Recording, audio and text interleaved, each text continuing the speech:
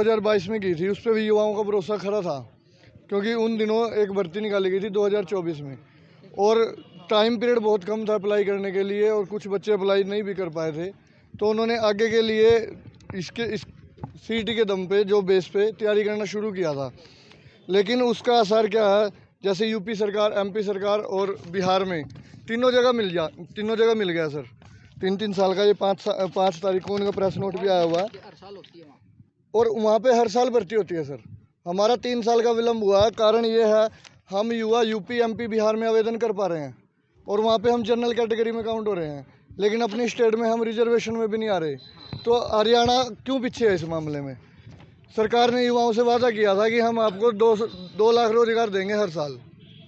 मैं इस बार जो अच्छा आपको बोला कि हर साल होते हैं, इससे हर साल होंगे जो इसके सीटीए, तो क्या अब हुए हैं इसके बाद? मैम 2025 में हुआ, देखो वो प्रशासनिक कारणों की वजह से डिले हुआ है, लेकिन प्रशासनिक कारणों की वजह से जो युवाओं का भरोसा था अब वो टूटता हुआ नजर आ रहा है। तो किस घोषणा पे हम भरोसा करें मैम उसका? अभी भी हमें दिलासा दिया गया सीएम हाउस पे भी आपकी सुनवाई हो गई है, वो भरोसा कैसे करें मैम जब तक वो इम्प्लीमेंट नहीं होता?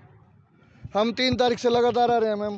3 तारीख से भी हमारे पास ये डिस्पैच नंबर आया था मैम, उनका ये अप्रूवल का आया था मैम, ये CPS टू CM का है मैम, डायरी नंबर इस पे आया हुआ है, लेकिन ये इम्प्लीमेंट क्यों नहीं हुआ? क्या इतने बड़े पद पे उनकी मर्यादा नहीं रखी जाएगी?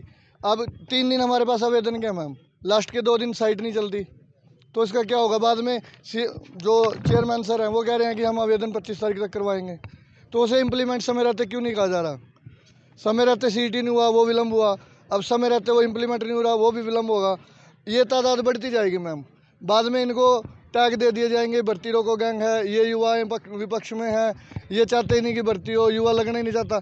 युवा लगना चाहते हैं अगर आप सुनवाई उनकी समय से करो तो। जैसे हरियाणा सरकार जब बनी थी हरियाणा में, हाँ जी, जो आप लोग युवा है काफी योगदान रहा था उसमें, आपने वोट भी तो क्या कहेंगे सरकार? सर एक नारा दिया गया था माननीय मनोहर लाल खट्टर जी द्वारा, बिना पर्ची बिना खर्ची। उसमें सर मोस्टली स्टूडेंट्स ऐसे हैं जो वेटिंग लिस्ट में आए हुए हैं किसी न किसी पद पे, लेकिन वो वेटिंग लिस्ट तब लगती है सर जब वहाँ पे जगह खाली हो, लेकिन उसके भरोसे हम नहीं रह सकते।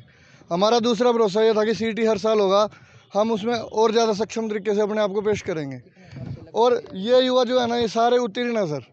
आप इनका स्कोर कार्ड भी अगर मैच करोगे तो सब मेरिटोरियस भी है, फर्स्ट डिवीज़न भी है। मेरा सवाल ये है कि युवाओं का किसी कोई भी सरकार हो उसको बनाने में अहम योगदान होता है, तो क्या कहेंगे सरकार से आप, क्योंकि सरकार बनाने में आप... सर हमें भरोसा है अभी भी, लेकिन हम ये कह रहे हैं कि समय डिले करके उसे, युवाओं के भविष्य का सवाल है सर उस पर। अगर आप उसे डिले करोगे ना, हम लाख युवा हैं हमारे सर, 30 साल का युवा मोस्टली विवाहित होता है, उनका परिवार उनके ऊपर डिपेंड होता है। आज वो युवा आपके ऊपर डिपेंड है, तो ये 1 लाख युवा नहीं है, 1 लाख परिवार है। क्या अपील करेंगे? हम सर ये कहेंगे कि समय रहते इसको इम्प्लीमेंट किया जाए, आप पे भरोसा किया गया था उस पर खरा उतरें, वो रिलैक्सेशन दिया जाए सर 3 साल का सर।